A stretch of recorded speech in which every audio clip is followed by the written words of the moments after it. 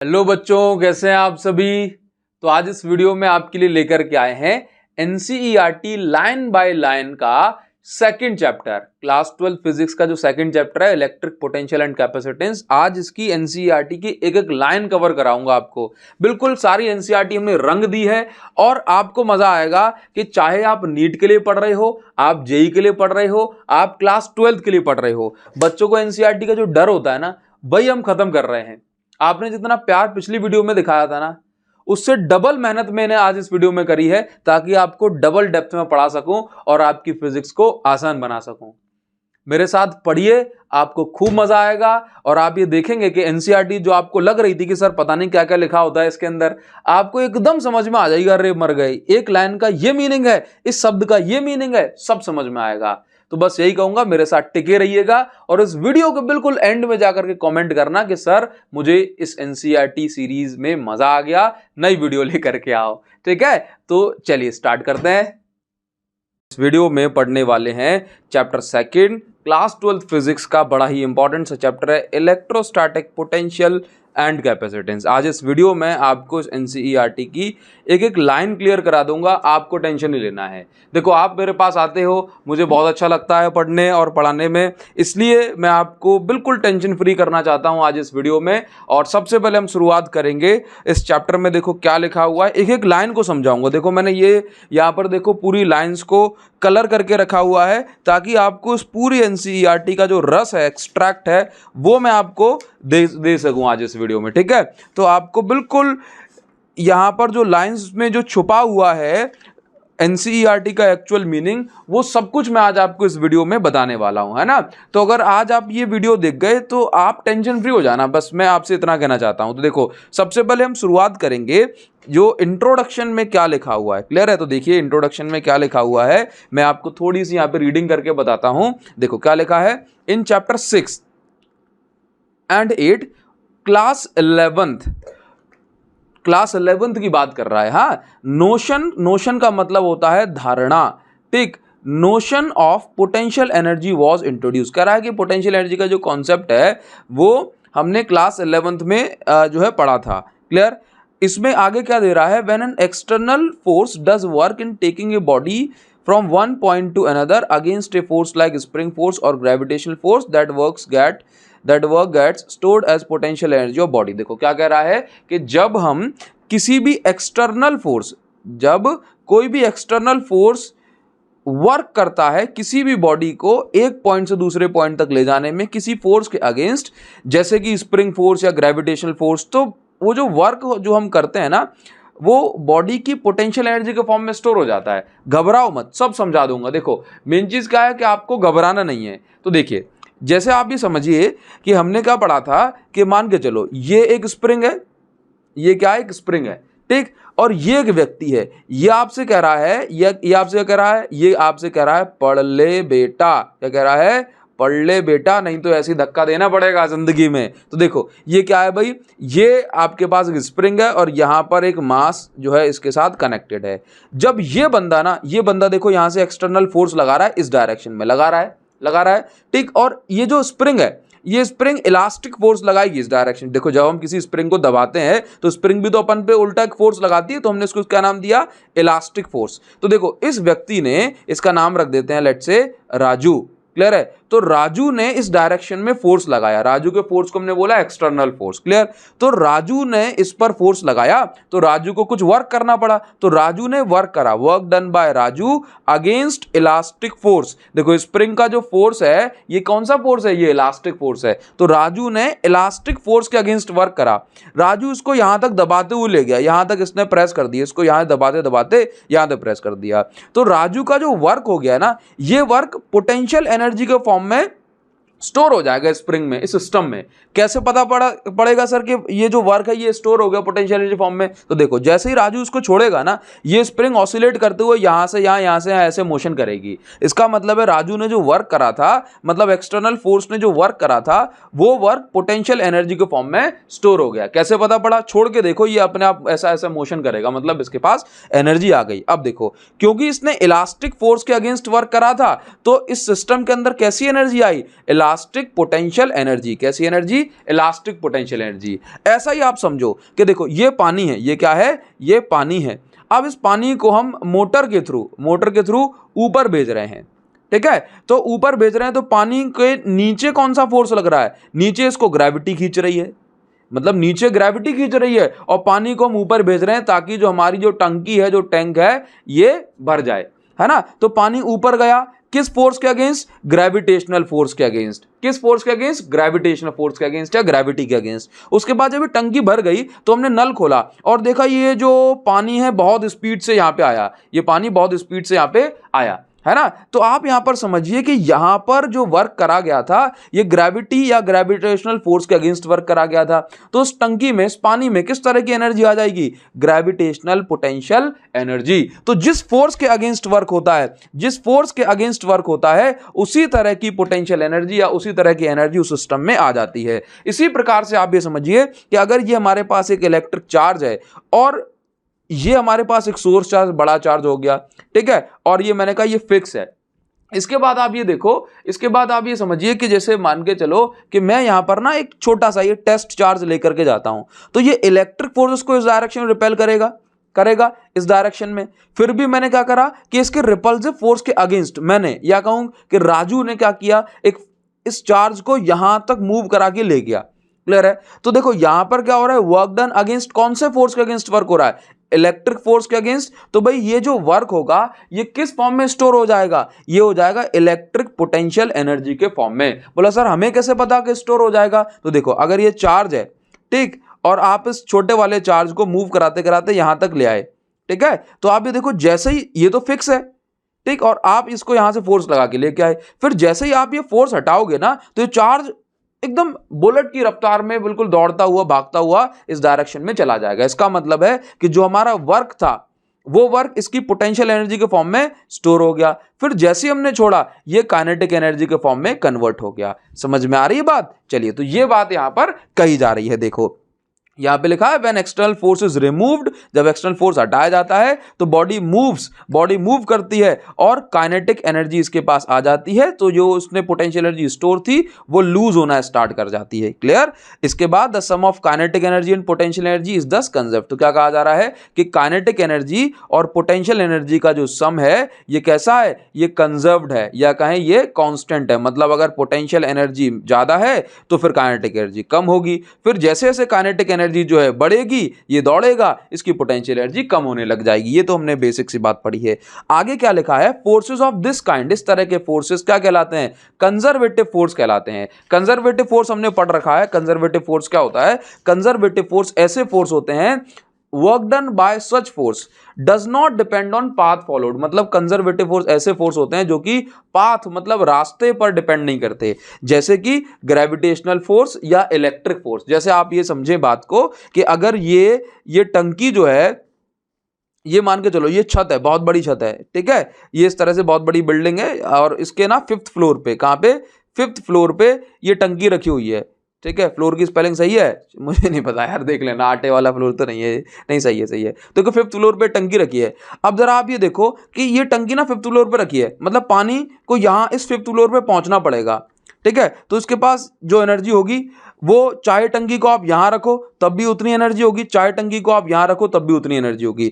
चाहे पानी यहां से ऐसे पहुंचे, या पानी डायरेक्ट ऊपर से बारिश से आ जाए, या पानी ये 4थी मंजिल से 5वीं में पहुंच जाए, हर केस में जो पानी नीचे आएगा उसके पास सेम एनर्जी होगी कि नहीं होगी? क्यों? क्योंकि रास्ते पर डिपेंड नहीं कर रहा, बस जो एनर्जी इसमें स्टोर हो रही है वो इस पर डिपेंड कर रही है कि आपने कौन सा पाथ फॉलो करा, उससे मतलब नहीं है। आपकी फाइनल पोजीशन क्या थी, ठीक है, और इनिशियल पोजीशन क्या थी, बस पे डिपेंड करने वाला है ना। जैसे मान के चलो कि आप कहीं से भी आओ, कैसे भी घूमते घामते आओ, बस आप इसको ना 3rd फ्लोर पे ले जाकर रख दो पानी को, तो आप किसी भी रास्ते चलो, 3rd फ्लोर पे जब पानी होगा तो हर केस में उसकी जो काइनेटिक एनर्जी होगी वो सेम होगी, पोटेंशियल एनर्जी होगी वो सेम होगी। तो इसी तरीके से आपको समझना है कि जैसे मान के चलो ये आपके पास एक चार्ज फिक्स है और यहां से 1 मीटर की दूरी पे आप आ जाओ, ठीक, तो आप एक छोटे से टेस्ट चार्ज को लेकर के चाहे यहां पर इस रास्ते से आओ, चाहे सीधे लेके आओ, चाहे यहां से लेके आओ, किसी भी तरीके से आओ, हर बार क्या होगा,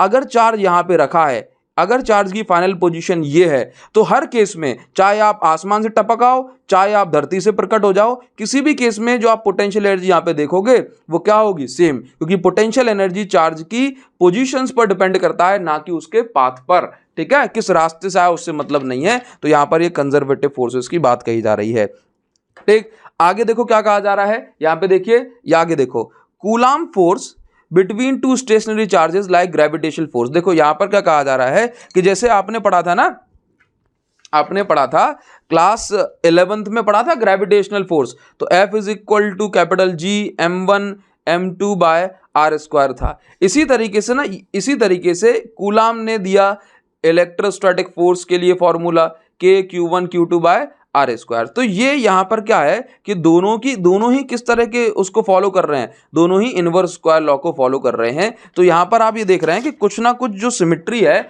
ये कूलाम लॉ और ग्रेविटेशनल लॉ के बीच में यहाँ पर है।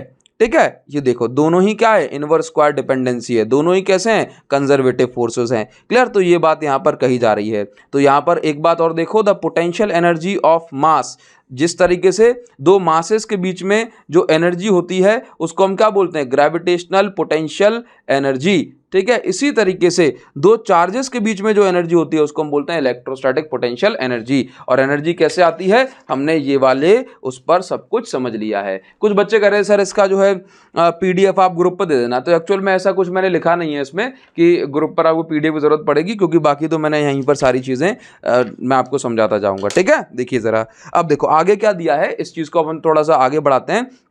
Consider an electrostatic field E due to some charge configuration.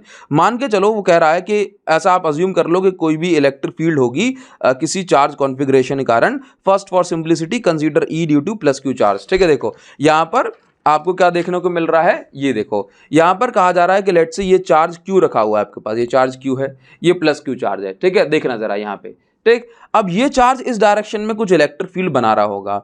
आगे क्या कहा जा रहा है कि हम क्या करेंगे, एक छोटा सा टेस्ट चार्ज, ये आप देख रहे हो, ये प्लस क्यू क्या है, एक छोटा सा टेस्ट चार्ज है, हम इसको लेकर के आते हैं। देखो यहां पर क्या लिखा है कि imagine that we bring a test charge Q, यहां पे देखो, imagine that we bring a test charge Q from a point R to point P against repulsive force on it due to plus Q charge. क्या कह रहा है कि इसके repulsive force के अगेंस्ट, इसके रिपल्सिव फोर्स के अगेंस्ट हम क्या कर रहे हैं, एक टेस्ट चार्ज लेकर के आ रहे हैं। ठीक, अब यहां पर ना, यहां पर देखो कुछ बातें कही जा रही हैं, बिल्कुल ध्यान देना। यहां पर दो छोटे छोटे अजम्पशंस करे हैं। क्या अजम्पशन करा है, पहला अजम्पशन ये है कि आप जो टेस्ट चार्ज को लेकर के आएंगे, देखो यहां पर ना वर्क डन का पोटेंशियल एनर्जी कॉन्सेप्ट सिखाया जा रहा है आपको, तो किस तरीके से पोटेंशियल एनर्जी वर्क निकालते हैं उस बारे में डिस्कशन हो रही है। ठीक, तो देखिए, तो सबसे पहले क्या कह रहा है कि लेट से आपके पास ये वाला एक प्लस क्यू चार्ज है और इसके रिपल्सिव फोर्स के अगेंस्ट हम एक छोटा सा टेस्ट चार्ज यहां पे लेके आए हैं। टेस्ट चार्ज कैसा होना चाहिए, टेस्ट चार्ज बताया गया है कि काफी स्मॉल होना चाहिए, बहुत छोटा होना चाहिए, so that it does not disturb the original configuration. But test charge का जो मैग्नीट्यूड है काफी छोटा होना चाहिए, हमने लेक्चर्स में भी पढ़ा है, ताकि ये इसकी मेन इलेक्ट्रिक फील्ड को डिस्टर्ब ना करे। समझे, अगर टेस्ट चार्ज इतना बड़ा होगा कि इसकी मेन इलेक्ट्रिक फील्ड को डिस्टर्ब करेगा तो फिर किस तरीके से हम इसकी इलेक्ट्रिक फील्ड वगैरह को स्टडी कर पाएंगे। ठीक है, चलिए, तो टेस्ट चार्ज कैसा होना चाहिए, हमेशा बहुत स्मॉल। दूसरी चीज कि जो आप, जैसे आप एक चार्ज को एक पॉइंट से दूसरे पॉइंट तक लेकर के आ रहे हैं in order to study electric potential energy, तो हमेशा जो आप एक्सटर्नल फोर्स लगा रहे हैं, जैसे जो फोर्स राजू ने लगाया था, जो एक्सटर्नल फोर्स लगा रहे हैं, ये रिपल्सिव फोर्स के जस्ट इक्वल एंड ऑपोजिट होना चाहिए। देखो आप यहां पे समझिए कि रिपल्सिव फोर्स जो है ये कुछ इस तरीके से लग रहा है। रिपल्सिव फोर्स, ये मैंने बना के देखा था, डायग्राम अच्छे नहीं लगे तो मैंने हटा दिया। ठीक है, देखो, तो रिपल्सिव फोर्स यहां पे इस तरीके से लग रहा है। ठीक, और एक्सटर्नल फोर्स हमने लगाया, तो देखो हमेशा एक्सटर्नल फोर्स उतना लगाया जाता है जब हम स्टडी कर रहे हैं चीजों को कि भाई ये रिपल्सिव फोर्स को बस ये जस्ट इससे हल्का सा ज्यादा हो जाए, हल्का सा ज्यादा, बिल्कुल हल्का सा, है ना, मतलब आप इसको इक्वल एंड ऑपोजिट ही कह सकते हैं। तो जिसके कारण से क्या होगा कि इस सिस्टम पे जो नेट फोर्स होगा, नेट फोर्स जो होगा ये जीरो होगा। नेट फोर्स जीरो होने से क्या होता है, जो चार्ज हम लेकर के जा रहे हैं एक्चुअल में, इसकी जो एक्सेलरेशन है, इसकी जो एक्सेलरेशन है ये जीरो हो जाएगी। मतलब ये जो चार्ज हम जो मूव करा रहे हैं इस पॉइंट से इस पॉइंट तक, अगर इस पर नेट फोर्स 0 हो जाता है या एकदम नेग्लिजिबल, क्योंकि मैंने कहा कि ये क्या है, देखो ये जो F एक्सटर्नल है ये क्या लिखा है, just enough to counter the repulsive force, जो हम एक्सटर्नल फोर्स लगा रहे हैं बस ये इतना होना चाहिए कि रिपल्सिव फोर्स को काउंटर कर पाए, ठीक है।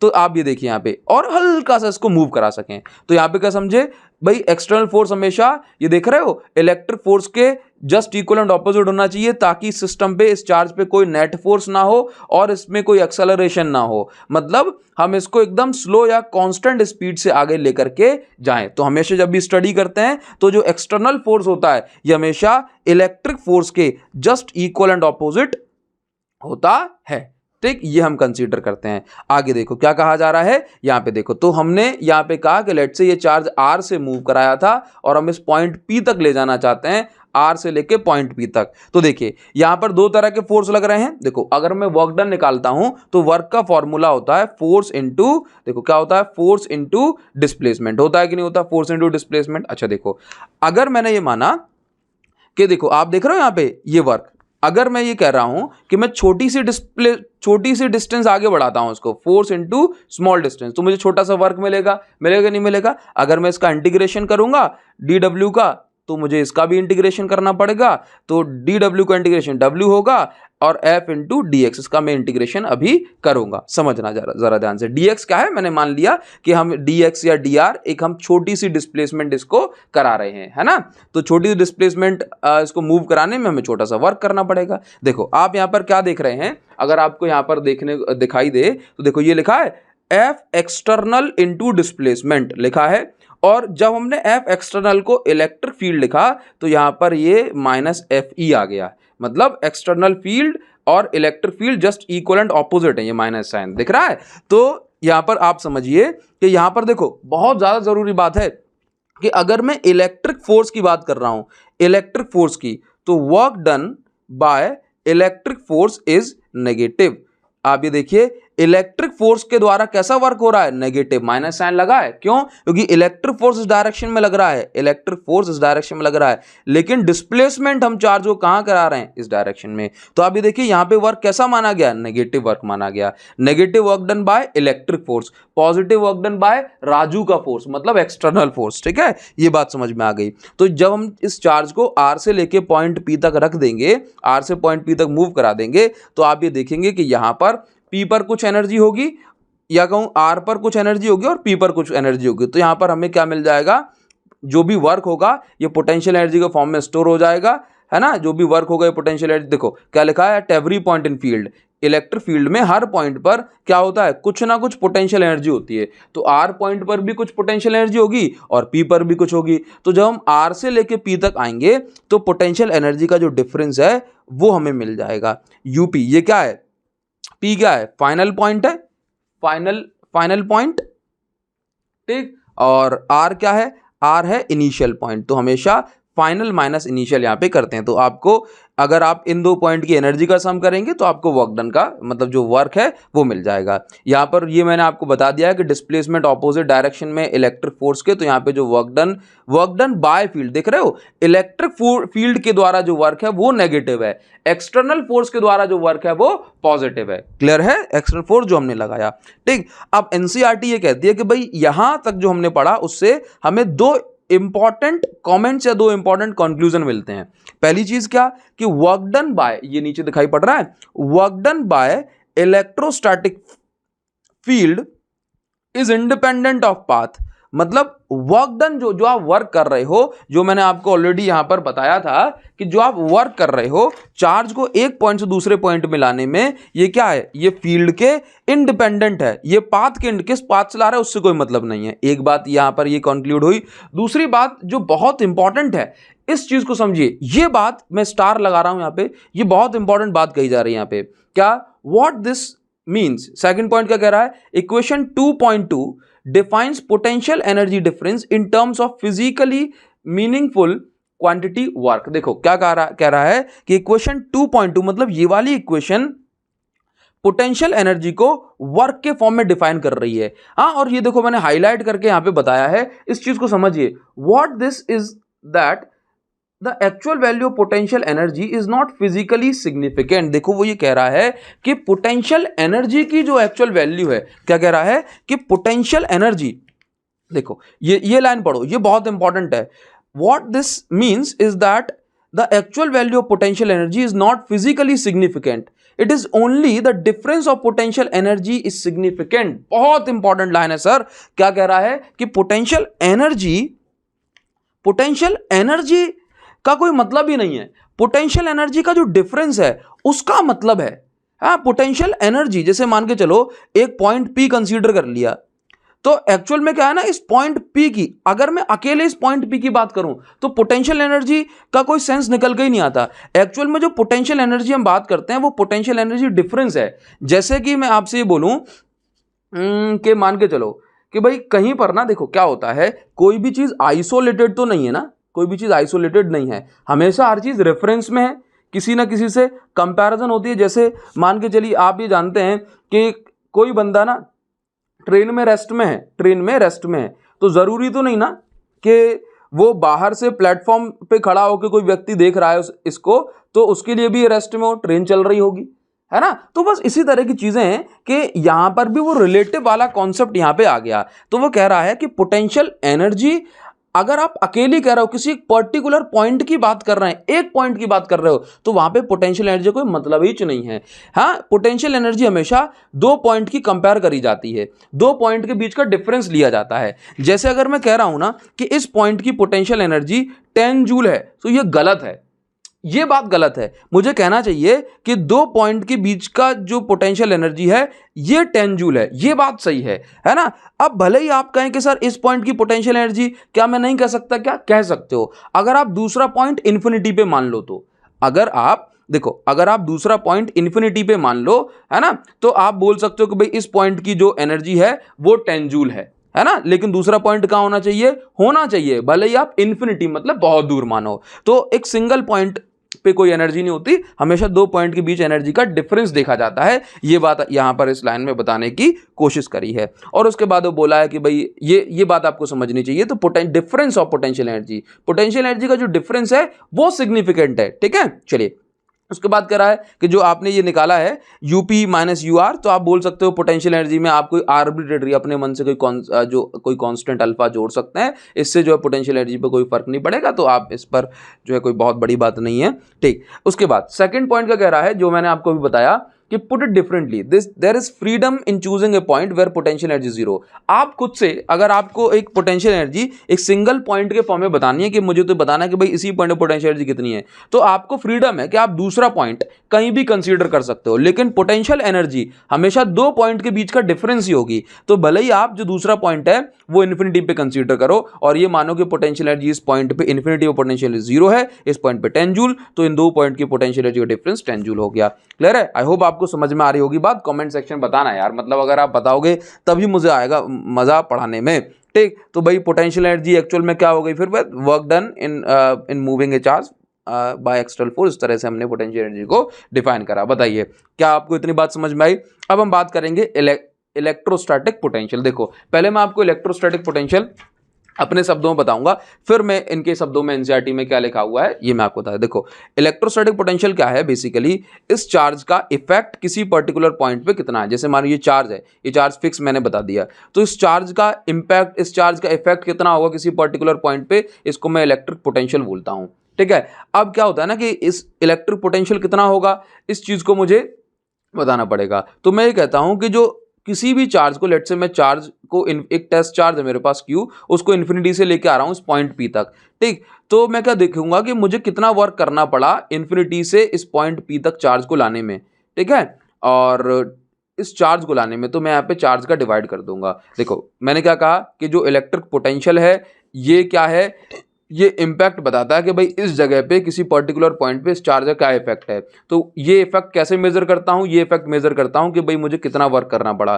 तो इन्फिनिटी से किसी पर्टिकुलर पॉइंट तक चार्ज को लाने में मुझे कितना वर्क करना पड़ा, इन्फिनिटी से किसी पर्टिकुलर पॉइंट तक चार्ज को लाने में कितना वर्क करना पड़ा, इसको मैं बोलता हूँ इलेक्ट्रोस्टैटिक पोटेंशियल। बेसिकली आप इसको भी वर्क के टर्म्स में डिफाइन करते हो। तो यहां पर आपको एक चीज समझनी है कि यहां पे समझो कि इस प्लस चार्ज का इफेक्ट यहां पर कुछ और होगा, यहां पर कुछ और होगा, यहां पर कुछ और होगा, है ना। तो बेसिकली आप यहां पर ये देखिए कि इलेक्ट्रोस्टैटिक पोटेंशियल क्या है, work done per unit test charge is the characteristics of electric field. समझ रहे हो बात को। तो आप ये समझो कि ये चार्ज यही है, देखो चार्ज तो यही है, ये बात समझिए कि चार्ज तो यही है, ये क्यू चार्ज है, ये चार्ज तो आ रहा है, लेकिन इस पॉइंट पे इसका इफेक्ट कुछ और है, इस पॉइंट पे इसका इफेक्ट कुछ और है, इस पॉइंट पे इसकी इलेक्ट्रिक फील्ड का इफेक्ट कुछ और है, इस पॉइंट पे इलेक्ट्रिक फील्ड का इफेक्ट कुछ और है, इस पॉइंट पे इस चार्ज का कुछ और इफेक्ट है। समझ रहे हो। तो मतलब चार्ज तो वही है, लेकिन इसकी इलेक्ट्रिक फील्ड के कारण, इसकी इलेक्ट्रिक फील्ड की ताकत के कारण इस जगह तक आपको अलग अलग अमाउंट में वर्क करना पड़ेगा, है ना। तो यही चीज कही जा रही है। तो एक्चुअल में इसके इफेक्ट को ही आपने क्या कहा, इलेक्ट्रिक पोटेंशियल। तो देखो in other words work done per unit test charge, मतलब एक टेस्ट चार्ज को लेकर के आने में जो वर्क हो रहा है ये क्या है, ये इलेक्ट्रिक फील्ड पे डिपेंड कर रहा है। ये इलेक्ट्रिक फील्ड की प्रॉपर्टी है, मतलब उस पर्टिकुलर लोकेशन की प्रॉपर्टी है, ये उस चार्ज की प्रॉपर्टी नहीं है, चार्ज से लेना देना नहीं है ना। अगर वही चार्ज लेकर के आ रहे हो, कोई भी चार्ज, एक चार्ज पकड़ लिया, अलग अलग पॉइंट पे आपको अलग अलग वर्क करना पड़ेगा due to its electric field, due to its location. ठीक है। तो भाई ये यहां पर आपको क्या देखने को मिला, यहां पर आपको देखने को मिलेगा, जैसे मैं आपको एक पॉइंट पढ़ाना चाह रहा हूं बहुत इंपॉर्टेंट। देखो ये बहुत इंपॉर्टेंट पॉइंट है, कहां गई भाई, ये देखो ये बहुत इंपॉर्टेंट पॉइंट है कि वर्क जो रिजल्टेंट जो क्वांटिटी है ये क्या है, इंडिपेंडेंट ऑफ क्यू। ये चार्ज जो टेस्ट चार्ज जो आप लेके आ रहे हो उसके इंडिपेंडेंट है। समझ में आई बात। तो work done by bringing by external force and bringing unit positive charge from R to P, अगर आप आर से लेके पी तक लेकर के आ रहे हो तो आपको क्या वर्क करना पड़ेगा, तो आप इसको बोलोगे V is equal to work done bringing it from R to P upon कौन सा चार्ज, टेस्ट चार्ज। और उसके बाद अगर P आपका फाइनल पॉइंट है, R इनिशियल, तो जैसे हमने आपको यहां बताया था आप इसको इस फॉर्म में भी लिख सकते हैं। क्लियर। आगे क्या है, पोटेंशियल डिफरेंस। जैसे पोटेंशियल एनर्जी सिग्निफिकेंट नहीं है वैसे ही अकेला पोटेंशियल सिग्निफिकेंट नहीं है, पोटेंशियल डिफरेंस सिग्निफिकेंट क्वांटिटी है। क्लियर है नाउ। और उसके बाद जो इलेक्ट्रिक पोटेंशियल की डेफिनेशन है वो यहां पर लिखी हुई है। Clear. Work done bye external force and bringing unit positive charge.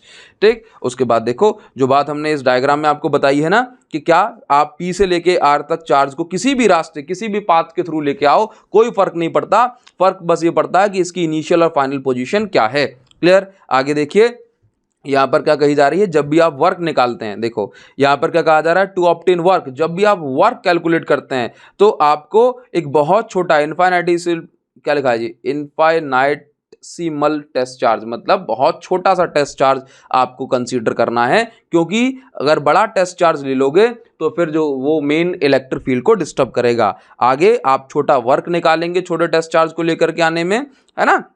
So that क्या होगा भाई, external force at every point of path is equal. देखो मैं आपको ये बात बता देता हूं, जैसे मान के चलो ये एक आपके पास एक चार्ज है और यहां से अगर आप इस पॉइंट पे देखें तो फोर्स कुछ और होगा, इस पॉइंट पे देखें तो फोर्स की वैल्यू लगातार बदल रही है, फोर्स की वैल्यू लगातार बदल रही है। तो आप जो छोटा सा टेस्ट चार्ज लेकर के आ रहे हैं आप इसको छोटा सा वर्क कराते हैं, छोटी सी डिस्प्लेसमेंट कराते हैं और छोटा सा वर्क निकालते हैं, सो दैट हम ये देखते हैं कि इतनी छोटी डिस्प्लेसमेंट पे फोर्स की एक फिक्स वैल्यू हम ले सकते हैं। अदरवाइज इकट्ठा निकालेंगे तो फोर्स लगातार बदल रहा है। इसलिए यहां पे कहा जा रहा है कि external force at every point of path is to be equal. हाँ, इज टू बी इक्वल, ये बात समझो, हर पॉइंट पे कैसा होना चाहिए, equal and opposite to the external force, मतलब इक्वल, एक मिनट, इक्वल एंड ऑपोजिट तो होना ही चाहिए, लेकिन यहां पर ये वाली जो बात कही जा रही है ये DW स्मॉल वर्क की बात कही जा रही है, स्मॉल चार्ज की बात कही जा रही है। तो वो क्यों कही जा रही है, क्योंकि जो हम फोर्स निकालेंगे ना यहां पर एक फिक्स वैल्यू, क्योंकि देखो वर्क का फॉर्मूला क्या होता है, वर्क का फॉर्मूला होता है अगर आप स्मॉल वर्क निकाल रहे हो तो फोर्स इनटू स्मॉल डिस्प्लेसमेंट। तो ये जो फोर्स की वैल्यू है ना अपन को एक फिक्स वैल्यू ले सकें, इसलिए हम स्मॉल वर्क निकालते हैं। नहीं तो हम अगर एक बार में वर्क कैलकुलेट करेंगे फोर्स इंटू डिस्प्लेसमेंट तो आप ये देखोगे डिस्प्लेसमेंट तो अपने आप पता है कि हाँ भाई इतने से इतने डिस्टेंस चलना है, उसमें कोई वैल्यू नहीं बदलेगी, लेकिन फोर्स की वैल्यू लगातार बदल रही है ना, इस पॉइंट पे कुछ और है, इस पॉइंट पे कुछ और है, इस पॉइंट पे कुछ और है, इस पॉइंट पे कुछ और है। इसलिए हम क्या करते हैं, हम छोटी सी डिस्प्लेसमेंट के लिए वर्क निकालते हैं ताकि हमें ये लगे कि भाई इतनी सी डिस्प्लेसमेंट में तो फोर्स की एक वैल्यू हमें मिल सकती है, फोर्स की एक वैल्यू हमें मिल सकती है। Clear, constant force. चलिए इसके बाद क्या है, electric potential due two point charge. तो इसके लिए हमने अलग से डेरिवेशन करा है, डेरिवेशन की वीडियो आप सर्च कर सकते हैं, है ना, जो हमने वन शॉट लेक्चर कर रखा है, डिस्क्रिप्शन में इसको आपकी लिंक मिल जाएगी, या यूट्यूब पर सर्च कर लो electric potential and capacitance one shot by Abhishek Sahu, उसमें सब कुछ हमने डिस्कस कर रखा है, ठीक है। तो इसका जो प्लस क्यू चार्ज के कारण जो पोटेंशियल हमें देखने को मिलता है that is V is equal to K Q by R. मतलब अगर आपको इस पॉइंट P पे पोटेंशियल निकालना है जो कि R दूरी पर है, जैसे ये मेरे पास एक चार्ज है, इस चार्ज से R डिस्टेंस पर एक पॉइंट P है, इस पॉइंट P पर मुझे इसका पोटेंशियल निकालना है, तो फॉर्मूला क्या होता है V इज इक्वल टू, अगर मैं K के फॉर्म में लिख रहा हूं तो K क्यू बाय दोनों के बीच की डिस्टेंस, मतलब इस पॉइंट और इस Q के बीच की, तो ये बन गया फॉर्मूला। अदरवाइज मैं इसको 1/4 पे epsilon naught Q by R भी लिख सकता हूं।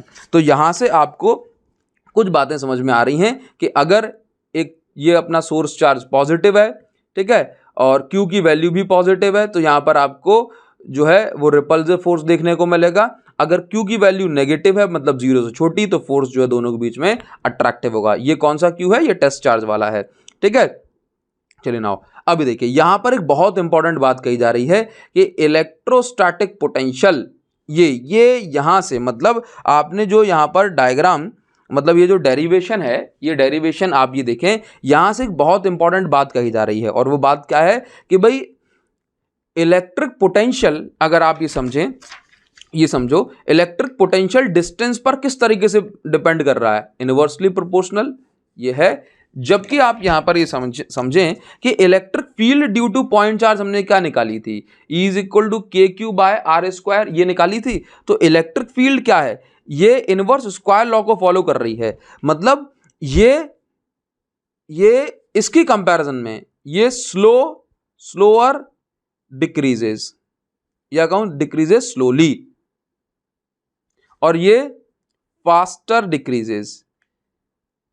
मतलब अगर ये मेरे पास एक पॉइंट चार्ज है तो पोटेंशियल धीरे धीरे कम होगा, क्योंकि ये सिर्फ इनवर्सली प्रोपोर्शनल है। हाँ, जबकि आप ये देखोगे जो इलेक्ट्रिक फील्ड है वो जल्दी जल्दी डिक्रीज होगी। क्यों? क्योंकि ये इनवर्स स्क्वायर लॉ को फॉलो कर रहा है, ठीक है। मतलब अगर डिस्टेंस 2 गुना बढ़ा दी तो इलेक्ट्रिक फील्ड 2 के स्क्वायर 4 गुना कम हो जाएगी, डिस्टेंस 3 गुना बढ़ा दी तो इलेक्ट्रिक फील्ड 3 के स्क्वायर 9 टाइम्स कम हो जाएगी। तो वही चीज आपको यहाँ पर ग्राफ में बताई जाती है कि पोटेंशियल जैसे मान के चलो ये कम हो रहा है, तो इलेक्ट्रिक फील्ड इससे भी जल्दी जल्दी कम होगी। ये देख रहे हो, जल्दी जल्दी कम होगी। तो ये ग्राफ यहाँ पर बताया जा रहा है, ये इलेक्ट्रिक फील्ड ग्राफ है, देखो ये जल्दी जल्दी कम हो रही है। और पोटेंशियल देखो, ये जिस पॉइंट पे इलेक्ट्रिक फील्ड इतनी कम हो गई, उस पॉइंट पे पोटेंशियल अभी भी थोड़ा ज्यादा है। तो ये ग्राफ एक बहुत इंपॉर्टेंट चीज है, आप इसको समझें। अभी देखेंगे potential due to electric dipole, ठीक है। तो आप यहाँ पे समझना कि हम ये जानते हैं कि इलेक्ट्रिक फील्ड जो होती है, जैसे मान के चलो ये हमारे पास एक डायपोल है, ठीक। तो अब अगर हम इलेक्ट्रिक फील्ड निकालते हैं तो इलेक्ट्रिक फील्ड का जो मैं कहूँ कि भाई जो डायपोल जो इलेक्ट्रिक फील्ड बना रहा है, ये किस किस पे डिपेंड कर रहा है? एक तो ये डिपेंड कर रहा है डिस्टेंस, मतलब पोजीशन पे, ठीक, और डिपेंड कर रहा है डायपोल मोमेंट पर, और किस पे डिपेंड करता है? और डिपेंड करता है एंगल पे। जैसे हमें किसी भी जनरल पॉइंट पे इलेक्ट्रिक फील्ड निकालनी होती है तो हमने डायपोल का अलग से एक फॉर्मूला पढ़ रखा है ना इलेक्ट्रिक फील्ड का फॉर्मूला, इसमें √3 cos स्क्वायर थीटा प्लस 1 आता है, 1/4 एप्सिलॉन P, ठीक है। तो आप यहाँ पर वही चीज दी जा रही है कि electric field of dipole at any point depends not just on magnitude of R but also angle between R and P। मतलब R और P के बीच में जो एंगल बन रहा है इस पर भी डिपेंड करती है। क्लियर है? चलो, तो यहां पर आप ये समझिए कि जो बात मैंने आपसे कही कि जो इलेक्ट्रिक फील्ड है ये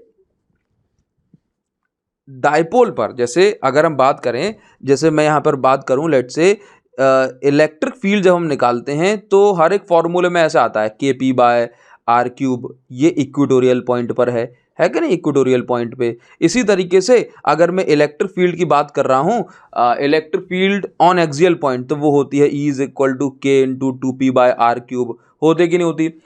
इसी तरीके से अगर मैं डायपोल के कारण मतलब इलेक्ट्रिक पोटेंशियल निकालता हूं तो वो होती है KP/R², ठीक।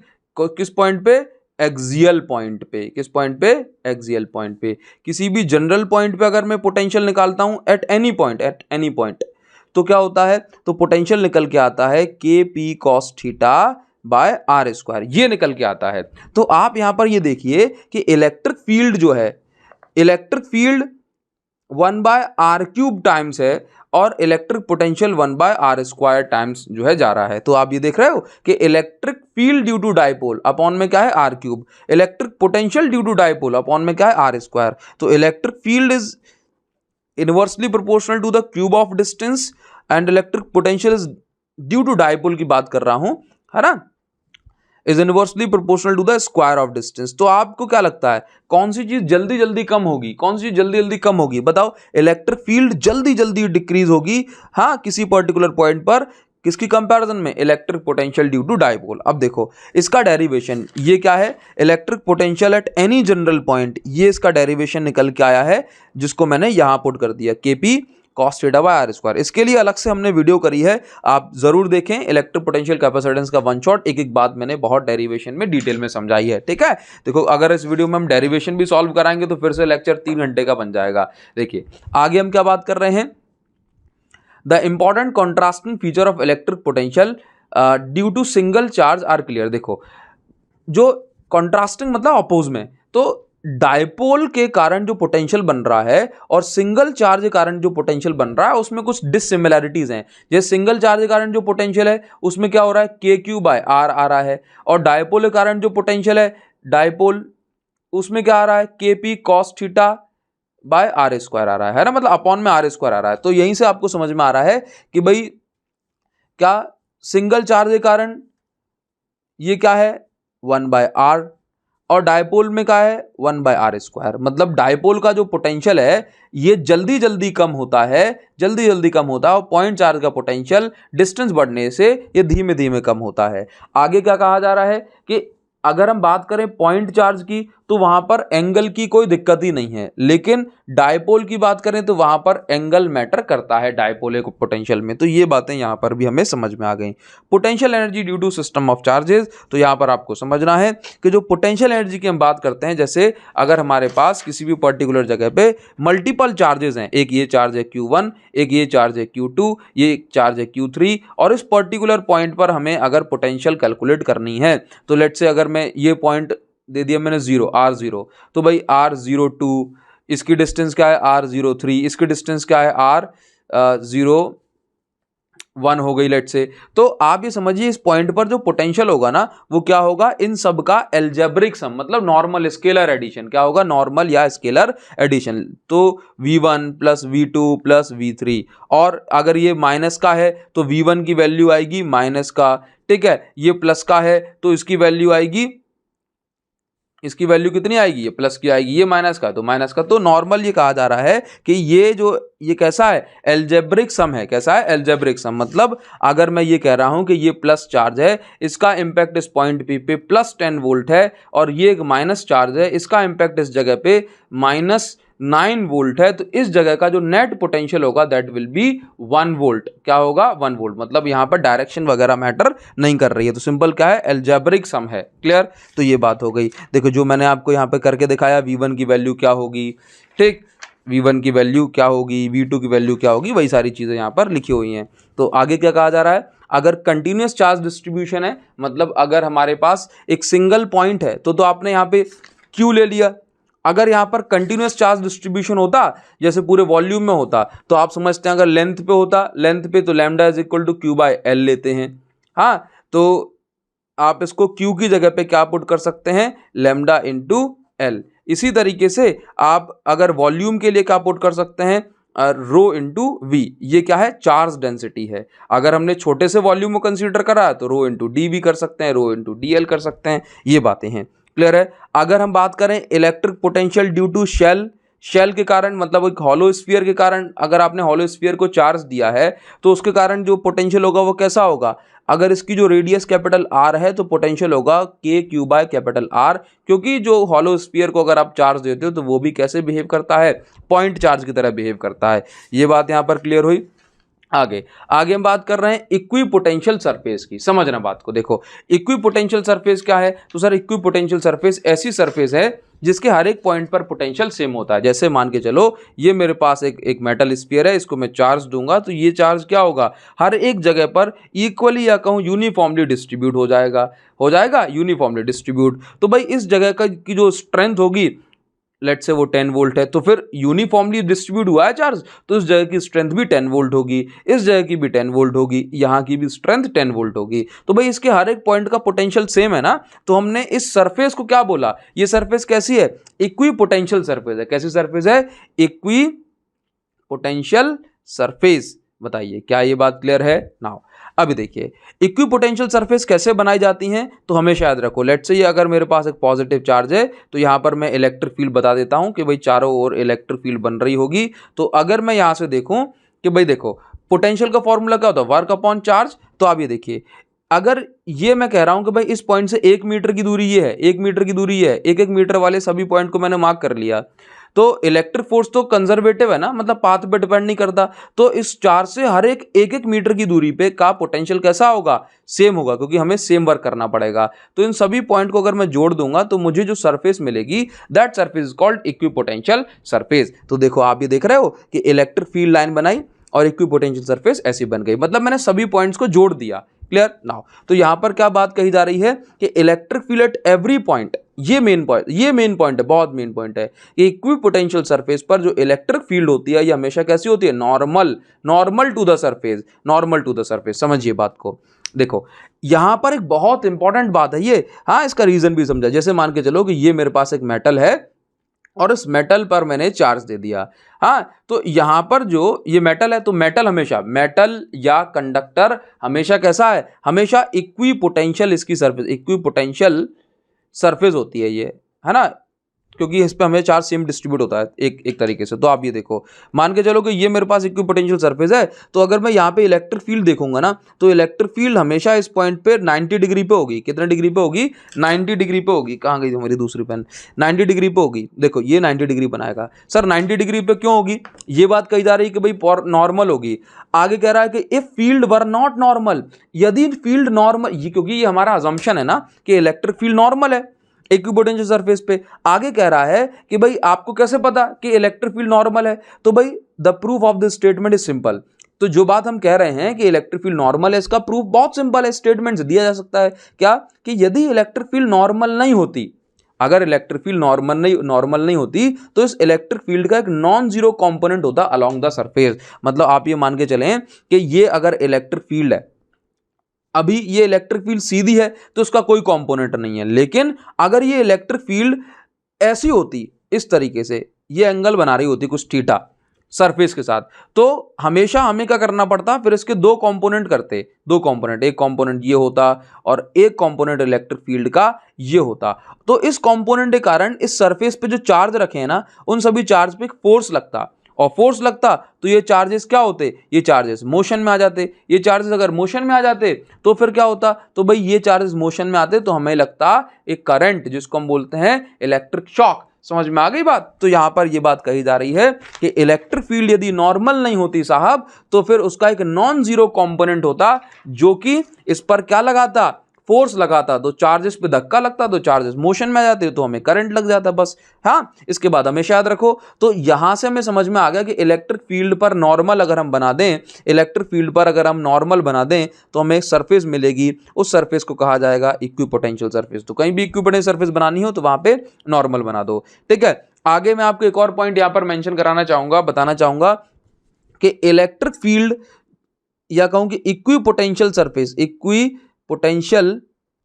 सरफेस कैसी होती हैं, closer in strong electric field, closer in strong electric field. अगर इलेक्ट्रिक फील्ड स्ट्रॉन्ग है तो वहां पे इक्विपोटेंशियल सरफेस क्लोज होंगी। जैसे कि अगर ये मेरे पास एक पॉजिटिव चार्ज है और ये मेरे पास एक नेगेटिव चार्ज है, तो पॉजिटिव और नेगेटिव के बीच में इलेक्ट्रिक फील्ड स्ट्रॉन्ग होती है और बाहर इलेक्ट्रिक फील्ड वीक होती है। कैसी होती है, वीक। तो आप यहां पर देख पा रहे होंगे, अच्छे से आप ये देख पाएंगे कि भाई देखो, एक मिनट ये फोकस कर ले, चलो नीचे फोकस कर रहा है, ठीक है।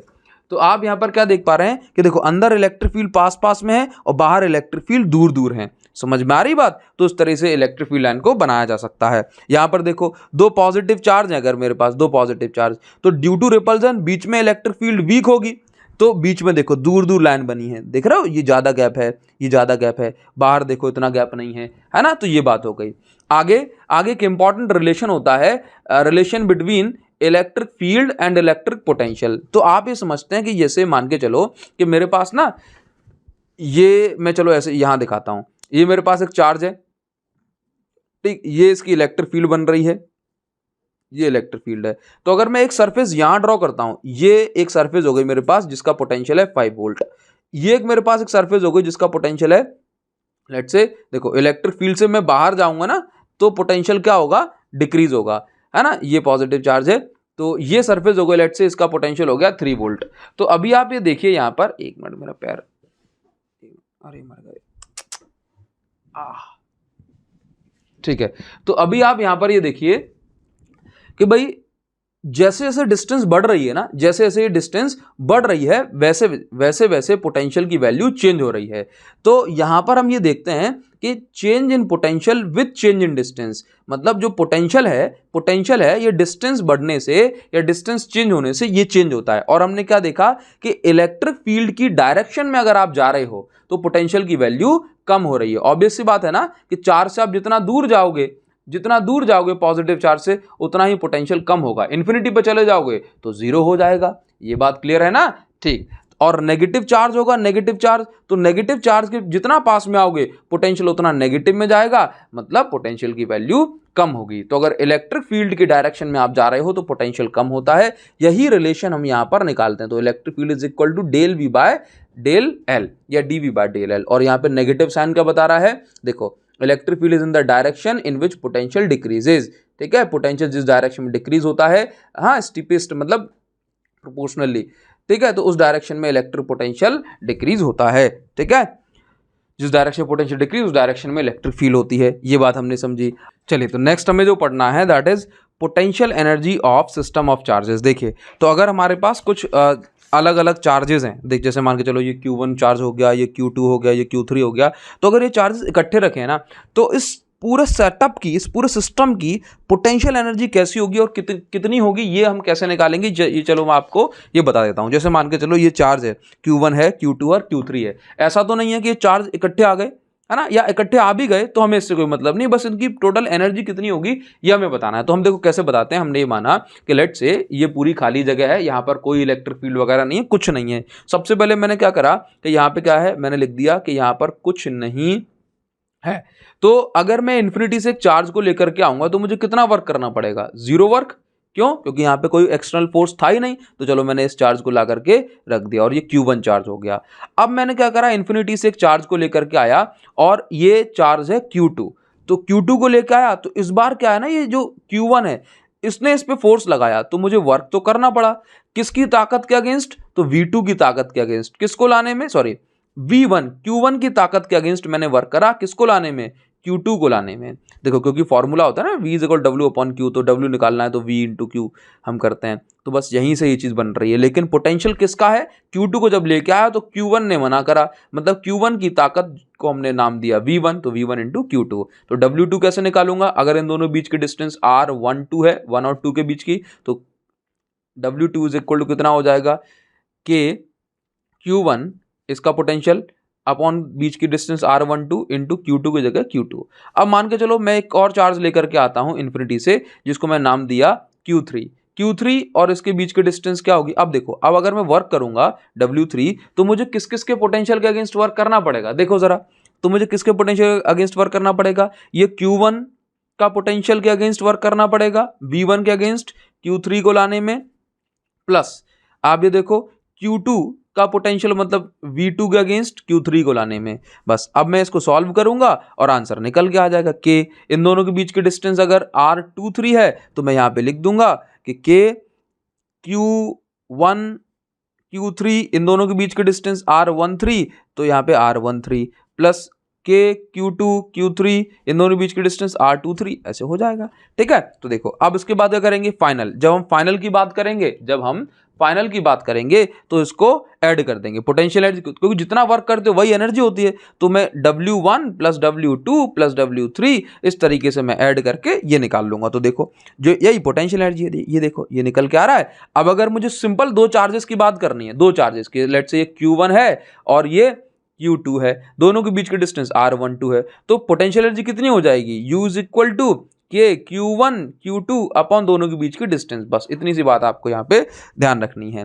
अगर ये जो Q1 Q2 एक चार्ज पॉजिटिव एक चार्ज नेगेटिव है तो यहाँ पर जो एनर्जी होगी ये नेगेटिव होगी और अट्रैक्शन फोर्स को बताएगी, अट्रैक्शन, ठीक है। और अगर Q1 Q2 दोनों पॉजिटिव या दोनों नेगेटिव हैं तो जो पोटेंशियल एनर्जी होगी ये पॉजिटिव होगी और ये रिपल्सिव फोर्स को बताएगी।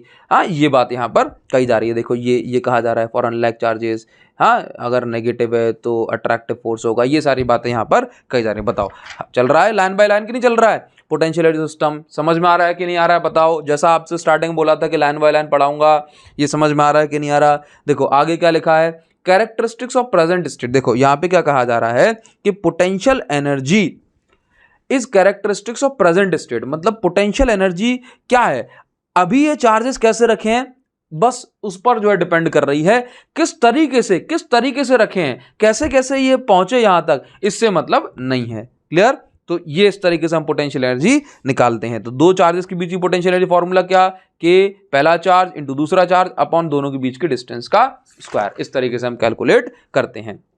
आगे देखिए, potential energy in an external field. तो यहां पर अभी देखो, अभी क्या था कि अभी जो इलेक्ट्रिक फील्ड का जो सोर्स था ये स्पेसिफाइड था, मतलब अभी तक हमें पता था कि इलेक्ट्रिक फील्ड कौन बना रहा है, लेकिन अब हमें पता नहीं होगा कि इलेक्ट्रिक फील्ड कौन बना रहा है। The main difference is that we are now concerned with the potential energy of charge in an external field. अब हमें पता नहीं होगा, electric field is produced by source external to the given charges that may be known often but they are unknown unspecified. यहां पर ये मतलब हो रहा है कि अभी तक हमने जो पोटेंशियल एनर्जी निकाली थी हमें पता था कि कौन सा चार्ज फील्ड बना रहा है, लेकिन अब हमें नहीं पता होगा कि कौन सा चार्ज फील्ड बना रहा है। ऐसे केस में हम किस तरीके से जो है पोटेंशियल एनर्जी निकालते हैं, तो देखो जैसे मान के चलिए कि इस जगह पे ऑलरेडी फील्ड प्रेजेंट है, जैसे मैंने यहाँ पे लिखा था ना कि यहाँ पे पहले कुछ नहीं है लेकिन अब यहाँ पर कुछ है, यहाँ पर ऑलरेडी इलेक्ट्रिक फील्ड है, प्रेजेंट है। इस जगह का पोटेंशियल है, लेट से कितना मान के रखा है इन्होंने, VR। इस जगह का पोटेंशियल है VR, इस R पॉइंट पे रखा है पोटेंशियल है V। तो अब मैं अगर किसी चार्ज को लेकर के आऊंगा Q1 को, तो W1 कितना होगा, इस V के अगेंस्ट इस चार्ज को लेकर क्या है, W1 निकाल लूंगा। अब मान के चलो ये Q1 में इस साइड ले आया, ठीक है।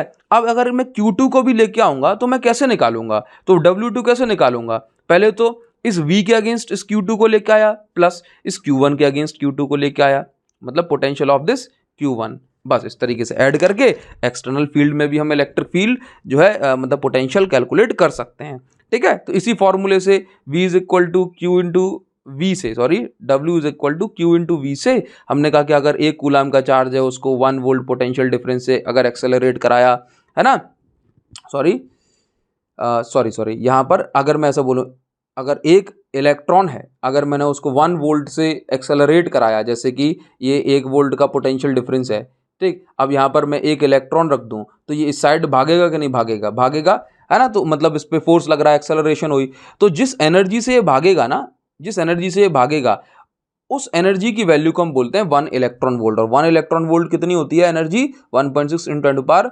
-19, 1.6 इंटू 10 टू पावर -19 जूल ये होती है, ठीक है। इसको ध्यान रखेंगे आप, ये 10 टू पावर -10 कैसे लिखा हुआ है, क्लियर है आप इसको, अच्छा ये इसका कन्वर्जन होगा, तो आप इसको याद रखें, ये क्या है, ये 1 इलेक्ट्रॉन वोल्ट है, उसको मेगा इलेक्ट्रॉन वोल्ट में दिया है ये, ठीक ना। आगे क्या दिया है, अगर दो चार्जेस हैं, अगर दो चार्जेस एक्सटर्नल फील्ड में रखें तो कैसे निकालेंगे, तो देखो ये मैंने आपको यहाँ पे बताया, एक चार्ज है तो देखो एनर्जी इतनी हो गई Q इंटू V, अगर दो चार्ज हैं तो एनर्जी इतनी हो जाएगी, क्लियर। ये सारी बातें यहाँ पर कही जा रही हैं। बताइए क्या आपको कोई प्रॉब्लम, इसको देखना, मैंने बढ़िया से लेक्चर में भी सारी चीज़ों को बताया है, यहाँ भी आपको बता दिया। Potential energy of dipole in external field, देखिए अगर कोई डायपोल एक्सटर्नल फील्ड में रखा हुआ है या हम इसको रोटेट करा रहे हैं तो इसके अंदर पोटेंशियल एनर्जी स्टोर हो जाती है। जैसे कि ये मेरे पास एक -Q चार्ज है, ये मेरे पास एक +Q चार्ज है, ये डायपोल पर जो इलेक्ट्रिक फील्ड है पॉजिटिव चार्ज पे यहाँ फोर्स लगा रही है, नेगेटिव पे यहाँ, मतलब ये जो इलेक्ट्रिक फील्ड है ये इसको इस डायरेक्शन में घुमाना चाह रही है, ये इसको इस डायरेक्शन में घुमाना चाह रही है। लेकिन अगर हम इसको इस डायरेक्शन में घुमाते हैं तो हम देखेंगे कि हमें कुछ वर्क करना पड़ेगा, हमें कुछ वर्क करना पड़ेगा, और यही वर्क इसकी पोटेंशियल एनर्जी के फॉर्म में स्टोर हो जाता है डायपोल की। अच्छा मैं आपको बताऊं कि डायपोल में का जो स्टैंडर्ड पोजीशन या आइडियल पोजीशन होती है जहां पर इसकी पोटेंशियल एनर्जी 0 मानी जाती है, वो होती है जब डायपोल 90 डिग्री मतलब π/2 पे रखा हो। ये क्या है इसकी आइडियल या स्टैंडर्ड पोजीशन, स्टैंडर्ड पोजीशन, ये सारे नोट पॉइंट्स आप नोट कर सकते हैं, ठीक है। तो आप ये समझिए यहाँ पे कि ये डायपोल की स्टैंडर्ड पोजीशन है, इसलिए जब हम डायपोल की इलेक्ट्रिक पोटेंशियल निकालते हैं ना, पोटेंशियल एनर्जी, तो जो θ1 जो लिमिट है वो हम π/2 लेते हैं। क्या लेते हैं? π/2, और किसी भी अननोन एंगल थीटा तक हम जो है इसको रोटेट कराते हैं। तो डायपोल की जो पोटेंशियल एनर्जी आती है वो कितनी आती है? U = -PE cos θ।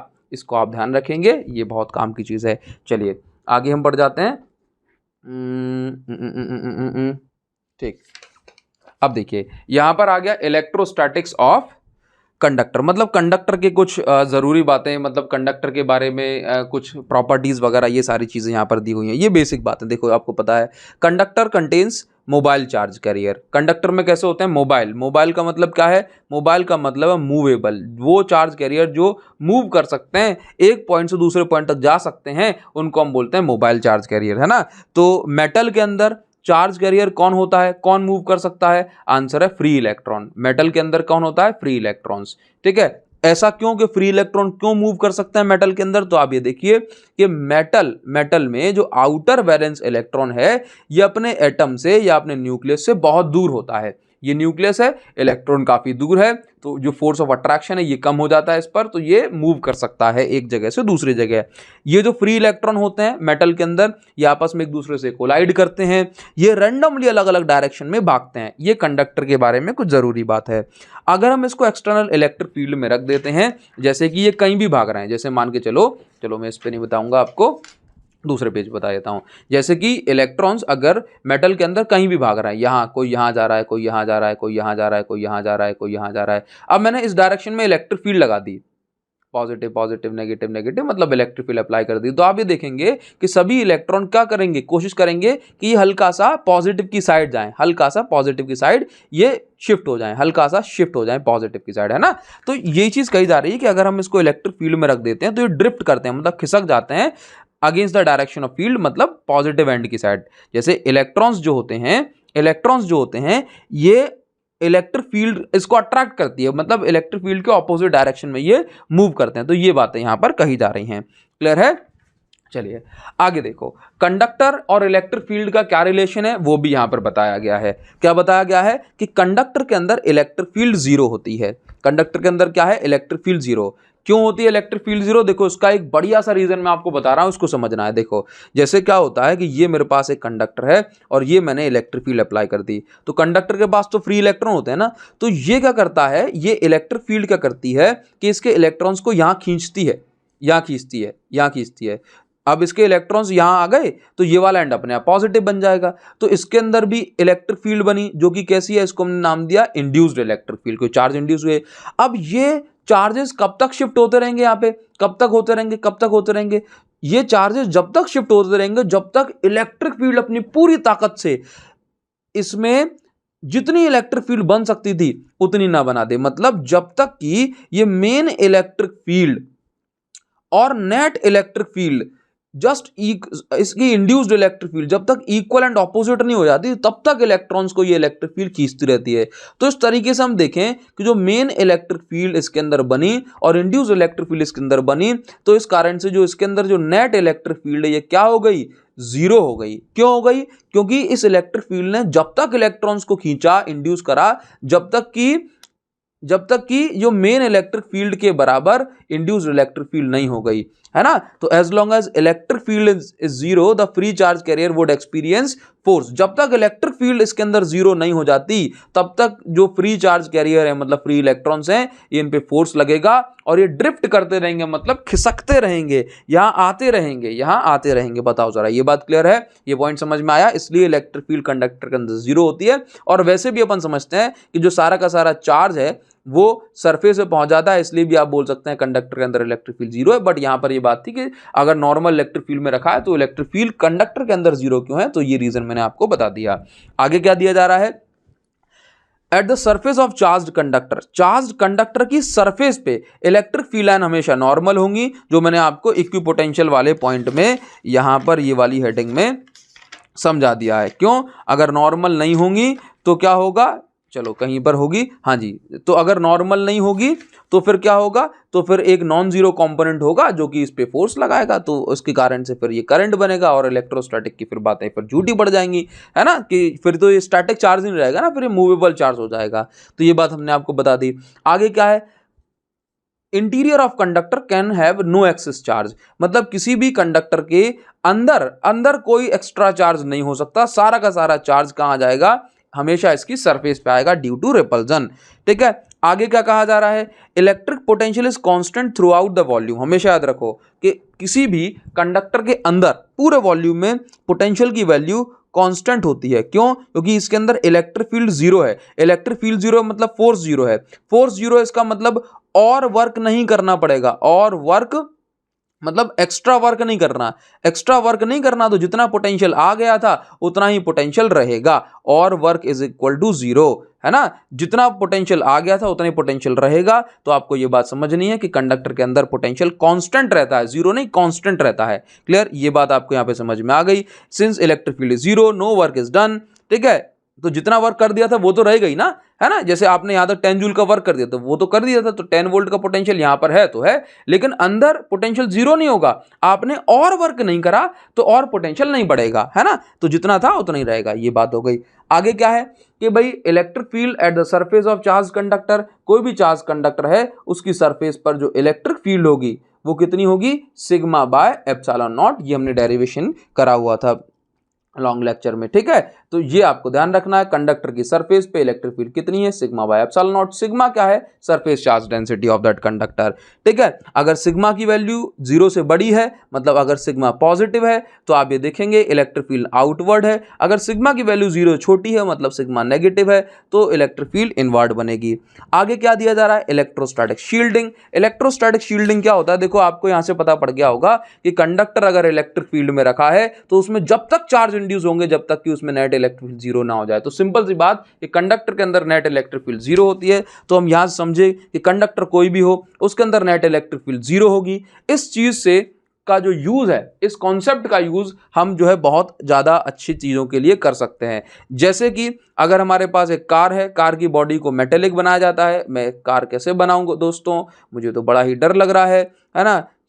चलिए तो देखिए जरा, तो मान के चलो ये कार है। अब ये कार एक्चुअल में क्या है, मेटल की बनी है, तो भले ही इस पे बिजली गिर जाए तो क्या होगा, अपन को कुछ नहीं होगा। क्यों, मेटल के अंदर इलेक्ट्रिक फील्ड का कोई भी इफेक्ट नहीं होता, इलेक्ट्रिक फील्ड जीरो होती है। तो हमेशा याद रखिए किसी भी चीज को इलेक्ट्रिक फील्ड से बचाना है तो उसको मेटल के अंदर रख दो, क्योंकि अपन को पता है कि मेटल के अंदर इलेक्ट्रिक फील्ड जीरो होती है। मतलब इलेक्ट्रिक फील्ड से प्रोटेक्ट करने की जो है तरीके को अपन इलेक्ट्रोस्टैटिक शील्डिंग कहते हैं। तो आपने क्या बोला, the effect can be use in protecting sensitive instrument. ठीक है, फ्रॉम आउटसाइड इलेक्ट्रिकल इन्फ्लुएंस, किसी चीज को इलेक्ट्रिक फील्ड के प्रभाव से इन्फ्लुएंस से बचाना है तो उसको अपन मेटल के अंदर रख देंगे, और वो जो चीज़ है अपनी जो सामान है वो शील्ड हो जाएगा इलेक्ट्रिसिटी से, या कहूँ इलेक्ट्रिक फील्ड से वो बच जाएगा। इसको हम बोलते हैं इलेक्ट्रोस्टैटिक शील्डिंग। चलिए बताइए, आपको ये बात क्लियर हुई। आगे हम पढ़ेंगे डाइइलेक्ट्रिक पोलराइजेशन। देखिए जरा, डाइइलेक्ट्रिक पोलराइजेशन क्या होता है। जैसे मैं आपसे कह रहा हूं कि भाई अपने पास मेटल होते हैं, क्लियर, तो मेटल में जब तक इलेक्ट्रिक फील्ड इंड्यूस होती है, मेटल में जब तक इलेक्ट्रिक फील्ड इंड्यूस होती है, जब तक कि ये जो नेट इलेक्ट्रिक फील्ड है ये इक्वल एंड ये मेटल, ये जो इंड्यूस इलेक्ट्रिक फील्ड कब तक होती है मेटल के अंदर, जब तक कि जो मेन इलेक्ट्रिक फील्ड के इक्वल एंड ऑपोजिट ना हो जाए। मतलब मेटल के अंदर जो नेट इलेक्ट्रिक फील्ड है वो जीरो होती है। लेकिन क्यों, ऐसा क्यों होता है, क्योंकि मेटल के अंदर फ्री इलेक्ट्रॉन्स होते हैं ना, फ्री इलेक्ट्रॉन होते हैं तो ये आराम से चार्ज को खींचता रहता है। लेकिन दूसरे मटेरियल होते हैं जिनके अंदर फ्री इलेक्ट्रॉन्स नहीं हैं, तो आप इलेक्ट्रिक फील्ड लगाते भी हैं तो भी जो इसके अंदर चार्जेस हैं वो ज़्यादा इंड्यूस नहीं हो पाते। तो मेन इलेक्ट्रिक फील्ड ज़्यादा है, मेन इलेक्ट्रिक फील्ड ज़्यादा है, और नेट इलेक्ट्रिक और इसके अंदर इंड्यूस्ड इलेक्ट्रिक फील्ड कम है। तो अभी अगर ये मैं बोल रहा हूँ 100 वोल्ट पर मीटर है इसकी इलेक्ट्रिक फील्ड, और इसकी इलेक्ट्रिक फील्ड 30 वोल्ट पर मीटर है, तो नेट इलेक्ट्रिक फील्ड इसके अंदर कुछ बन रही है ना, वो कितनी है, 70 वोल्ट पर मीटर।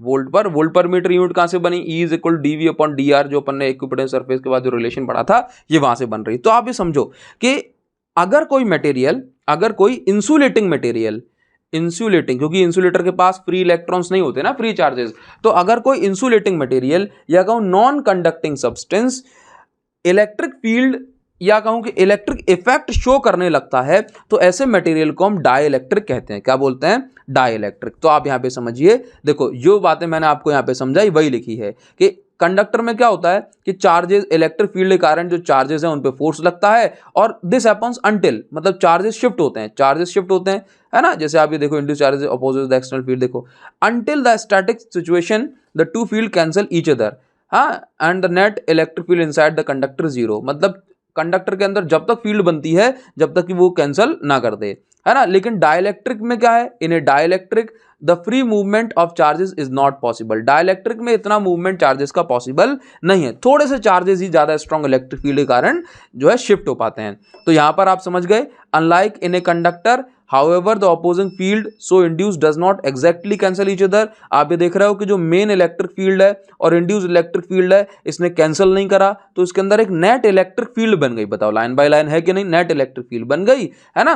तो आप याद रखिए, डाइलेक्ट्रिक क्या होते हैं? डाइलेक्ट्रिक ऐसे नॉन कंडक्टिंग सब्सटेंस होते हैं जो इलेक्ट्रिक फील्ड में रखे जाने से इलेक्ट्रिक इफेक्ट शो करने लगते हैं। क्या शो करने लगते हैं? Electric effect. ठीक है, आगे कही जा रही है कि अगर हम मॉलिक्यूलर लेवल पे देखें डाइलेक्ट्रिक सब्सटेंस को, दो टाइप के होते हैं। पोलर डाइलेक्ट्रिक, मतलब अगर मैं डाइलेक्ट्रिक को देखूं तो किसी भी डाइलेक्ट्रिक मटेरियल में दो टाइप के मॉलिक्यूल हो सकते हैं, पोलर मॉलिक्यूल और non polar molecule. Non polar molecule, अब जैसे मान के चलो, मैं आपको बता रहा हूं, अगर मैं ऐसा बोल रहा हूं कि मैं बात करता हूं पोलर मॉलिक्यूल, तो पोलर मॉलिक्यूल में ना माइनस चार्ज का जो देखो एक एटम में बहुत सारे नेगेटिव चार्ज पॉजिटिव चार्ज होते हैं, है ना। तो आप ये देखो कि माइनस चार्ज का, नेगेटिव चार्जेस का सेंटर ऑफ मास और पॉजिटिव चार्जेस का सेंटर ऑफ मास अगर इंटरसेक्ट नहीं करता, नॉन कोइंसाइडिंग कंडीशन में होता है, अगर एक दूसरे को इंटरसेक्ट नहीं करता, एक दूसरे के जस्ट ऊपर नहीं रखा होता, तो ऐसे मॉलिक्यूल को हम बोलते हैं पोलर मॉलिक्यूल, क्योंकि देखो इनके पोल्स अलग अलग हैं।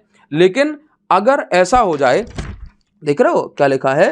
Centre of positive and negative charge, है ना। देखो तो सेंटर की बात कर रहे हैं अपन, हाँ। अगर ऐसा हो जाए कि नॉन पोलर मॉलिक्यूल की हम बात करें कि एक मॉलिक्यूल है, उसके अंदर क्या हो रहा है कि सभी पॉजिटिव चार्जेस का सेंटर और नेगेटिव चार्जेस का सेंटर एक ही जगह पे अगर रखा है, तो ऐसे केस में क्या होगा कि देखो इसके जो पॉजिटिव और नेगेटिव जो पोल्स हैं अलग अलग नहीं हो पाए ना, मतलब ये कोइंसाइड करने का कर रहे हैं, कोइंसाइड।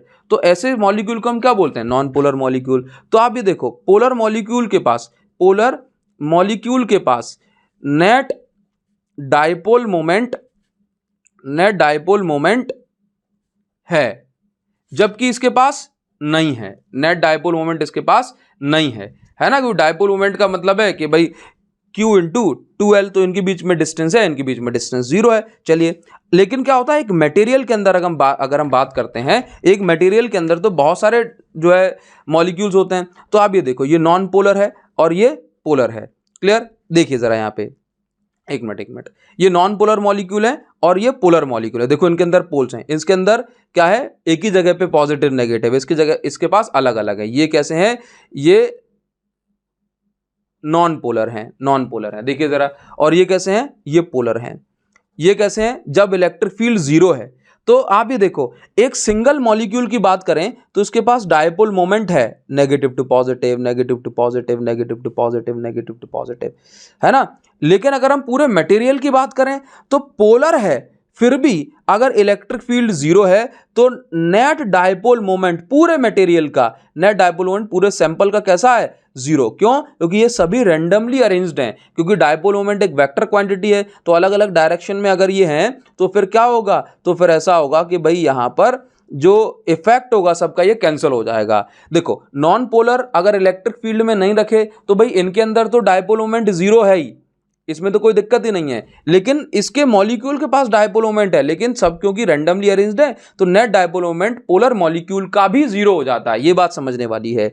जब हमने इलेक्ट्रिक फील्ड अप्लाई करी, जब हमने अप्लाई करी तो इलेक्ट्रिक फील्ड ने क्या करा? नेगेटिव नेगेटिव को खींच लिया, नेगेटिव नेगेटिव खींच लिया। तो यहां पर क्या होता है? इलेक्ट्रिक फील्ड अप्लाई करने से नेगेटिव चार्जेस को इलेक्ट्रिक फील्ड खींच लेती है अपने पास। तो यहां पर आप ये देख रहे हो कि इसके पास भी नेट डायपोल मोमेंट एक फिक्स डायरेक्शन में देखो बन गया, नेट डायपोल मोमेंट इसके पास आ गया। तो इलेक्ट्रिक फील्ड में रखने से नॉन पोलर मॉलिक्यूल के पास भी नेट डायपोल मोमेंट आ जाता है, जो कि 0 नहीं होता। अब देखिए इसी तरीके से हमने पोलर मॉलिक्यूल को भी इलेक्ट्रिक फील्ड में रखा तो इसके पास नेट डायपोल मोमेंट आ गया, है ना। तो आप यहाँ पर यही सारी बातें यहाँ पर लिखी हुई हैं। क्या लिखा है? Non polar molecule developed induced dipole moment इन इलेक्ट्रिक फील्ड, है ना, यहीं का लिखा होगा इलेक्ट्रिक फील्ड, ठीक है। The dielectric said to be polarise. तो जब इनके पास कुछ इंड्यूस्ड खींच लिया ना इलेक्ट्रिक फील्ड ने, तो जब उनके पास कुछ इंड्यूस्ड डायपोल मोमेंट बन जाता है तो हम ये बोलते हैं कि भाई ये क्या हो गए, ये पोलराइज हो गए, और इसी को हम बोलते हैं डाई इलेक्ट्रिक पोलराइजेशन। मतलब नॉन पोलर के पास भी पोल बन गए, इसी प्रोसेस को हमने बोला पोलराइजेशन। इसके पास नेट डायपोल मोमेंट नहीं था, लेकिन इलेक्ट्रिक फील्ड में अप्लाई करने से डायपोल मोमेंट आ गया, मतलब पोलराइजेशन हो गया, इसी को हमने बोला डाइलेक्ट्रिक पोलराइजेशन, ठीक है। तो आप ये देखिए कि dielectric with polar molecule also develop net dipole moment in external field, ठीक है, in but for different reason. देखो आगे देखिए, in absence of external field, जब एक्सटर्नल फील्ड नहीं थी तो ये रैंडमली अरेंज थे, और थर्मल एजिटेशन के कारण मतलब थर्मल एनर्जी के कारण, एजिटेशन का मतलब टकराना जो है, फाइट करना, ठीक है। तो थर्मल एनर्जी के कारण नेट जो है डायपोल मोमेंट 0 था। ये सारी बातें मैंने आपको लाइन बाय लाइन समझा दी है। आगे देखिए, आगे देखो, जो डायपोल मोमेंट बनते हैं, डायपोल मोमेंट बनते हैं पर यूनिट वॉल्यूम, इसी को हम बोलते हैं पोलराइजेशन, मतलब पी वेक्टर, इसको हम क्या बोलते हैं? पोलराइजेशन। तो आप ये देखिए, पोलराइजेशन जो होता है ये डायरेक्टली प्रोपोर्शनल होता है इलेक्ट्रिक फील्ड के। जितनी स्ट्रॉन्ग इलेक्ट्रिक फील्ड उतना ज्यादा पोलराइजेशन होगा पर यूनिट वॉल्यूम, डायपोल मोमेंट बनेंगे पर यूनिट वॉल्यूम। तो यहां पर हमने क्या निकल के आया कि polarisation vector is equal to, यहां पर एक नया टर्म जिसको हम बोलते हैं साई, है ना। तो ये साई क्या है? ये है ससेप्टिबिलिटी। ससेप्टिबिलिटी का मतलब होता है कि मॉलिक्यूल्स कितनी जल्दी, कितनी ज्यादा सेंसिटिव हैं टुवर्ड्स इलेक्ट्रिक फील्ड, ठीक है, मतलब इलेक्ट्रिक फील्ड के लिए कितनी फास्ट ये रिस्पॉन्ड करते हैं, इसको हम बोलते हैं ससेप्टिबिलिटी, ठीक। आगे क्या बताया जा रहा है, तो ये बात आपको समझ में आई। एनीवेयर इनसाइड द डाइलेक्ट्रिक, मतलब डाइलेक्ट्रिक में कहीं भी आप ये देखेंगे तो डेल वी जो नेट किसी भी पर्टिकुलर वॉल्यूम में अगर आप देख लें तो नेट चार्ज कितना होगा? 0, क्योंकि है ना डायपोल पे नेट चार्ज कितना होता है? 0। क्लियर? तो ये बातें यहाँ पर कही गई हैं, क्योंकि नेगेटिव और पॉजिटिव जो है आपस में एक साथ ही होते हैं। चलिए आगे क्या, कैपेसिटर और कैपेसिटेंस आ गई। भाई कैपेसिटर क्या होता है? तो आप ये समझिए कि देखो, वैसे तो मैं आपको अलग बताता हूँ भाई कैपेसिटर क्या है। एक ऐसा डिवाइस है जो कि एनर्जी को स्टोर करके रखता है, इलेक्ट्रिकल एनर्जी को ज़रूरत पड़ने में वो एक बार में बहुत सारी एनर्जी को रिलीज करता है। लेकिन यहाँ पर क्या दिया है, इसके लाइन बाय लाइन समझाना है तो आपको बता देता हूँ। कैपेसिटर क्या है? कैपेसिटर दो कंडक्टर्स का एक सिस्टम है, दो कंडक्टर्स का एक सिस्टम है जिनके बीच में एक इंसुलेटर जो है रखा गया है ना। तो दो कंडक्टर सिस्टम है जिसके बीच में एक इंसुलेटर रखा गया है। इंसुलेटर मतलब जैसे कि आप एयर समझ सकते हैं, है ना। तो कैपेसिटर पे जो टोटल चार्ज होता है वो कैसा होता है? वो 0 होता है, ठीक। कैपेसिटर के अंदर जो इलेक्ट्रिक फील्ड, जैसे मान के चलो आपने इतना तो पढ़ा होगा, पैरेलल प्लेट कैपेसिटर हमने पढ़ा है, तो पैरेलल कैपेसिटर के अंदर जो इलेक्ट्रिक फील्ड बन रही है, ये इलेक्ट्रिक फील्ड किस पे डिपेंड कर रही है? जितना कि आप जो चार्ज प्लेट को देते जा रहे हो उस पर डिपेंड कर रही है। एक बात, इलेक्ट्रिक फील्ड की बात कर रहा हूं मैं, इलेक्ट्रिक फील्ड चार्ज पे डिपेंड करती है ना। अगर आप चार्ज को डिपेंड कर दोगे, चार्ज ऑन कैपेसिटर इज से डबल, तो इलेक्ट्रिक फील्ड भी डबल हो। चार्ज को डबल कर दिया तो इलेक्ट्रिक फील्ड भी डबल हो जाएगी। बात समझना, इलेक्ट्रिक फील्ड की बात कर रहा हूं। तो यहां पर आपने देखा कि भाई देखो, और आप ये देखें कि अगर आप ये देखो इलेक्ट्रिक फील्ड डबल हो गई तो फिर क्या होगा? देखो आपने ये पढ़ा है कि नहीं पढ़ा, E is equal to d v by d r, और वैसे भी पता है कि भाई इलेक्ट्रिक फील्ड स्ट्रॉन्ग तो इलेक्ट्रिक पोटेंशियल भी स्ट्रॉन्ग हो जाता है। तो आप ये देखिए कि अगर चार्ज बढ़ा तो इलेक्ट्रिक फील्ड बढ़ेगी, इलेक्ट्रिक फील्ड बढ़ेगी तो V बढ़ेगा। तो यहाँ पर हम डायरेक्ट ये बोल सकते हैं, मतलब पोटेंशियल डायरेक्ट हम ये बोल सकते हैं कि जो पोटेंशियल है डायरेक्टली प्रोपोर्शनल है चार्ज पे। तो यहाँ से जो पोटेंशियल होगा दैट इज इक्वल टू, एक मिनट, या फिर मुझे और लगा कैसे बोलना चाहिए कि जो Q directly proportional to V, जो चार्ज है ये पोटेंशियल पर डिपेंड कर रहा है। तो Q इज इक्वल टू, यहां पर एक कांस्टेंट आएगा C, where C is called capacitance. C क्या है? C कैपेसिटेंस है। C मतलब जो कैपेसिटेंस है वो चार्ज पे या पोटेंशियल पे डिपेंड नहीं करता। ये बहुत इंपॉर्टेंट बात है। देखो कैपेसिटेंस का मतलब होता है कैपेसिटी। तो जैसे मैंने क्लास में भी आपको रेगुलर एग्जाम्पल दिया था, है ना, कि जैसे मान के चलो एक बाल्टी है, ये इसमें 20 लीटर पानी आता है, तो भाई ये चाहे ये बाल्टी ये खाली हो, चाहे थोड़ी सी भरी हो या पूरी भरी हो, या ये बाल्टी जो है फूट गई हो, क्या बोलूंगा मैं? फूटने वाला एग्जांपल आप मत लो, तो मैं इसको क्या बोलूंगा कि चाहे बाल्टी खाली हो, चाहे ढक्कन लगा हो, चाहे ढक्कन खुला हो, चाहे बाल्टी पूरी भरी हो या आधी भरी हो, हर बार क्या बोलूंगा कि भाई इसकी कैपेसिटी कितनी है? 20 लीटर, है ना, चाहे इसमें पानी हो या ना हो। तो इसी तरीके से कैपेसिटर की जो कैपेसिटेंस है वो चार्ज पे डिपेंड नहीं करती। कैपेसिटर तो डिवाइस है, तो किस पे डिपेंड करती है? वो डिपेंड करती है शेप पर, साइज पर, दो प्लेट के बीच की सेपरेशन क्या है उस पर डिपेंड करती है ना। चलिए ये बात हुई, ये इस बात को आप ध्यान रखेंगे। शायद मेरा फोन आ रहा है, चलो मैं इसको बाद में अटेंड करूंगा। नाउ इसके बाद क्या है, कैपेसिटेंस की यूनिट क्या है? कैपेसिटेंस की यूनिट है फैराड। कैपेसिटेंस की यूनिट क्या है? फोन को मैं साइलेंट मोड में डाल दूं पहले, चलो छोड़ो। कैपेसिटेंस की यूनिट क्या है? फैराड। तो 1 फैराड इज इक्वल टू क्या? तो कैपेसिटेंस का फॉर्मूला क्या बन गया यहां से, देखिए जरा, C is equal to q by V। तो 1 फैराड इज इक्वल टू क्या हो जाएगा? 1 farad is equal to 1 joule per, sorry 1 coulomb per 1 volt. तो अगर हमारे पास कोई भी कंडक्टर है, कोई भी कंडक्टर, अगर मैं उसको 1 कूलाम चार्ज दे रहा हूं और उसका पोटेंशियल 1 वोल्ट बढ़ गया तो उसकी कैपेसिटेंस कही जाती है 1 फैराड। कितनी कही जाती है? 1 फैराड। अच्छा, यहां पर एक और चीज दी जा रही है, for large capacitance V should be small. हमेशा याद रखिए, अगर हम चाहते हैं कि कैपेसिटेंस ज़्यादा हो तो V की वैल्यू कम होना चाहिए। देखो क्या होता है कि ये कंडक्टर है, अगर मैं चाहता हूं मैं इसमें ज़्यादा से ज़्यादा चार्ज भर दूं तो इसका पोटेंशियल, मतलब इसकी जो ताकत है, ये इसकी जो पोटेंशियल है वो ये क्या होना चाहिए? ये स्मॉल होना चाहिए। क्यों? क्योंकि अगर इसका पोटेंशियल बढ़ गया तो इसकी इलेक्ट्रिक फील्ड भी बढ़ जाएगी। इलेक्ट्रिक फील्ड बढ़ गई तो ये आसपास से जो भी इसका सराउंडिंग मीडियम होता है ना, जो भी इसका सराउंडिंग मीडियम, उसमें से ये चार्ज को खींच के खुद को न्यूट्रलाइज करने लग जाता है ना। जैसे ये पॉजिटिव चार्ज है, अब अगर मैं एयर की बात करूं, इसके सराउंडिंग में एयर है तो ये एयर से इलेक्ट्रॉन खींच लेगा और खुद के चार्ज को न्यूट्रलाइज कर देगा। तो मैं इसको जितना भी फिर चार्ज दे दूं, क्योंकि इसका अगर पोटेंशियल बढ़ गया तो फिर इलेक्ट्रिक फील्ड भी बहुत स्ट्रांग हो जाएगी, फिर वो इलेक्ट्रिक फील्ड से ये एयर के इलेक्ट्रॉन को खींचेगा और खुद को न्यूट्रलाइज कर देगा, जिसको हम बोलेंगे कि चार्ज लीक हो रहा है। तो हम चाहते हैं कि कैपेसिटेंस अगर ज़्यादा है, मतलब अगर हम चार्ज को बहुत ज़्यादा स्टोर करना चाहते हैं तो पोटेंशियल कम बढ़े, धीरे धीरे पोटेंशियल बढ़े, तो ये चीज़ यहाँ पर होती है ना, या इसी चीज़ का ध्यान रखा जाता है।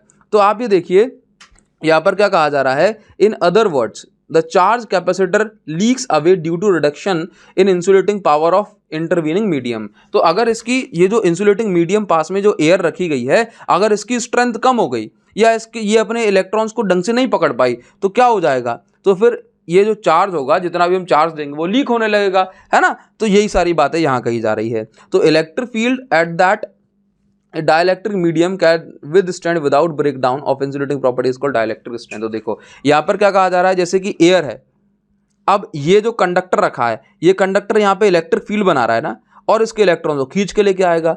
तो एक्चुअल में जो एयर है, एयर अपने इलेक्ट्रॉन्स को पकड़ के रखी है ना। तो एयर क्या है, एयर में इलेक्ट्रिक फील्ड बन सकती है, एक इंसुलेटर है ना, ये एक डाइलेक्ट्रिक मीडियम की तरह भी हम इसको ट्रीट करते हैं। तो एक्चुअल में एयर अपने इलेक्ट्रॉन्स को पकड़ के रखी है। तो जब तक एयर अपने इलेक्ट्रॉन को पकड़ के रख सकती है, जितनी इलेक्ट्रिक फील्ड तक, उस वैल्यू को हम बोलते हैं डाइलेक्ट्रिक स्ट्रेंथ। जैसे कि एयर इस वैल्यू तक 3×6 वोल्ट पर मीटर तक अपने इलेक्ट्रॉन को पकड़ के रख सकती है। अगर इससे ज़्यादा इलेक्ट्रिक फील्ड बड़ी तो फिर क्या होगा, एयर की जो इंसुलेशन है वो ब्रेक हो जाएगी और जो है यहाँ पर चार्ज लीक होने लग जाएगा। क्लियर? तो ये बात हो गई। पैरेलल प्लेट कैपेसिटर की हम बात करें तो पैरेलल प्लेट कैपेसिटर में क्या होता है कि दो पैरेलल प्लेट होती हैं, उन पर दोनों पर ऑपोजिट चार्ज होता है, ठीक है, और यहाँ पर एक प्लेट इसकी अर्ध होती है। इसके बीच में जो इलेक्ट्रिक फील्ड बनती है that is sigma by epsilon not, ये इलेक्ट्रिक फील्ड इसके बीच में बन रही है। क्लियर है? तो देखिए, अच्छा तो ये बताओ, यहाँ पर एक बात और बताना कि अगर हमने इसके पास में इंसुलेटर लेके आए तो इंसुलेटर क्या कर रहा है, इसके इलेक्ट्रिक फील्ड को कम कर रहा है। इलेक्ट्रिक फील्ड कम कर रहा है कि नहीं कर रहा? बात समझे? तो इंसुलेटर क्या करता है, इलेक्ट्रिक फील्ड को, इलेक्ट्रिक इफेक्ट को कम करता है थोड़ा सा, ठीक है ना। चले यहां पर देखते हैं जरा, ठीक है। तो पैरेलल प्लेट कैपेसिटर की बात हो रही थी, तो यहां पर समझना कि जो इलेक्ट्रिक फील्ड है दो प्लेट के बीच में वो कितनी है, सिग्मा बाय एप्सिलॉन नॉट। तो कैपेसिटेंस कभी भी निकालनी हो तो ऐसे निकालते हैं, C is equal to q by V। दो प्लेट पे चार्ज कितना है, ये पूरा फैला हुआ है सरफेस पे, तो सिग्मा इंटू A। अगर हम पोटेंशियल की बात करें तो पोटेंशियल का फॉर्मूला होता है इलेक्ट्रिक फील्ड इंटू डिस्टेंस होता है। चलिए sigma into A, electric field की वैल्यू दोनों प्लेट के बीच में sigma by epsilon naught, distance कितनी है D, sigma cancel, epsilon naught A by D। तो यहां भी आप समझो कि जो कैपेसिटेंस हमने निकाली है वो कितनी आई, sigma C is equal to epsilon naught A by D। तो यहाँ भी हमें समझ में आ रहा है कि चार्ज पर ये कैपेसिटेंस डिपेंड नहीं कर रही।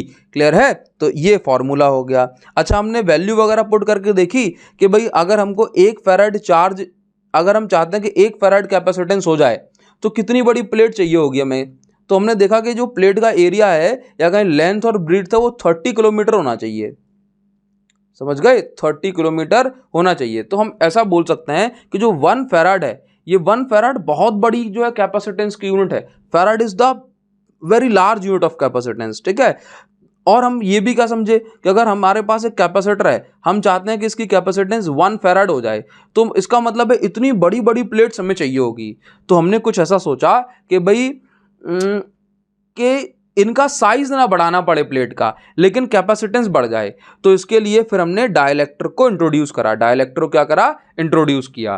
ठीक, मतलब कैपेसिटर की प्लेट के बीच में डाइलेक्ट्रिक लगाएंगे, क्योंकि डाइलेक्ट्रिक से क्या होता है, जैसे डाइलेक्ट्रिक लगा दिया तो डाइलेक्ट्रिक मीडियम के बीच में भी कुछ इलेक्ट्रिक फील्ड बनेगी, जो कि क्या करेगी, नेट इलेक्ट्रिक फील्ड को कम करेगी। नेट इलेक्ट्रिक फील्ड को कम करेगी तो हम और ज़्यादा चार्ज को फिर इंट्रोड्यूस कर सकते हैं प्लेट्स पर। तो अगर आप इस तरीके से कैलकुलेशन करेंगे तो आपको जो नेट इलेक्ट्रिक फील्ड का जो वो निकल के आएगी कैपेसिटेंस, सॉरी नेट कैपेसिटेंस निकल के आएगी, वो ये होगी epsilon naught a upon d minus t plus t by k. यहाँ पर क्या है, अगर आपने जो डाइलेक्ट्रिक स्लैब अगर यूज करी है प्लेट्स के बीच में टी थिकनेस वाली, ठीक है, तो इतनी कैपेसिटेंस होगी। और अगर आपने पूरे में ही कोई मीडियम जैसे कि एयर भरा है या एयर के अलावा कोई और जो है आपने मीडियम भरा है, तो कैपेसिटेंस जो होगी ये के टाइम्स बढ़ जाएगी, के टाइम्स बढ़ जाएगी। अगर मान के चलो आपने एयर की जगह कोई और मीडियम भर दिया जिसकी डाइलेक्ट्रिक कांस्टेंट की वैल्यू के है, तो के टाइम्स कैपेसिटेंस बढ़ जाएगी। तो हमेशा याद रखो कि डाइलेक्ट्रिक यूज करने से कैपेसिटेंस बढ़ जाती है। क्लियर? ये बात आपको समझ में आ गई। ठीक, इसके बाद क्या है, क्या कॉम्बिनेशन ऑफ कैपेसिटर की हम बात कर रहे हैं। तो दो टाइप के जो है कैपेसिटर यहाँ पर जो है दो टाइप से हम कैपेसिटर्स का अरेंजमेंट करते हैं। पहला कॉम्बिनेशन क्या है, सीरीज कॉम्बिनेशन। दूसरा कॉम्बिनेशन क्या है, पैरेलल कॉम्बिनेशन। ये बहुत बेसिक सी बातें हैं, जो है न्यूमेरिकल इसके सेपरेट करने पड़ेंगे हमें, इसकी थ्योरी से बहुत ज़्यादा कोई ज़रूरत नहीं पड़ती। लेकिन फिर भी मैं आपको बताना चाहूँगा कि सीरीज कॉम्बिनेशन जैसे कि ये हो गया, इसकी जिसकी एक की नेगेटिव प्लेट दूसरे की पॉजिटिव से कनेक्टेड है, या ऐसे बोलूँ कि सीरीज कॉम्बिनेशन ऐसा कॉम्बिनेशन होता है जिसमें हर एक कैपेसिटर पे सेम चार्ज होता है, जितना चार्ज यहाँ उतना ही चार्ज यहाँ उतना ही चार्ज आगे जाएगा। जबकि पैरेलल कॉम्बिनेशन में क्या होता है कि देखो लेट्स से ये देखिए, ये दोनों कैपेसिटर हैं, इन दोनों की पॉजिटिव पॉजिटिव प्लेट इन दोनों की नेगेटिव नेगेटिव प्लेट से कनेक्टेड है, और मान के चलो यहाँ से एक बैटरी जा रही है। तो आप ये देखिए कि दोनों की पॉजिटिव बैटरी के पॉजिटिव से कनेक्ट हैं, दोनों की नेगेटिव बैटरी के नेगेटिव से कनेक्ट हैं। तो ऐसे कॉम्बिनेशन को क्या बोला, पैरेलल कॉम्बिनेशन। तो पैरेलल में सीरीज में क्या सेम रहता है, सबके अंदर चार्ज सेम रहता है, चार्ज सेम रहता है।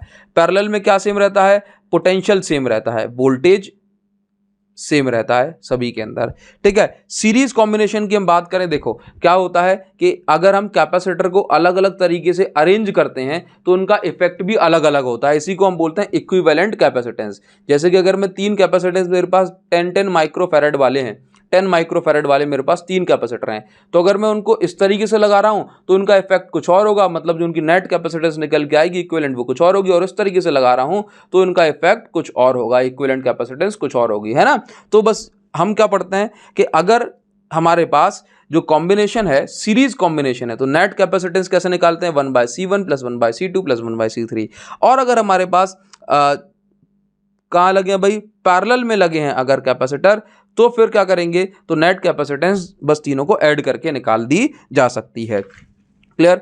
आगे हम बात करेंगे कि एनर्जी स्टोर्ड इन कैपेसिटर। देखो मैं इसका डेरिवेशन हमने सेपरेट करा हुआ है, लेकिन मैं आपको यहाँ पर बताऊंगा कैपेसिटर में किस तरीके से एनर्जी स्टोर होती है। देखिए जरा, मान के चलो ये कैपेसिटर है, अभी इस पे 0 चार्ज है। ठीक, ये हमने एक बैटरी लगा के रखी है। यहाँ से जो क्वेश्चन पूछा जाता है वो भी मैं आपको बता दूंगा, सिर्फ ओवरव्यू नहीं दे रहा हूँ। देखिए तो अभी क्या होगा ना, ये बैटरी जो है, अभी ये दोनों प्लेट जो है डिस्चार्ज है, 0 चार्ज है दोनों पे, ये बैटरी का पॉजिटिव ये बैटरी का नेगेटिव, ये कैपेसिटर है।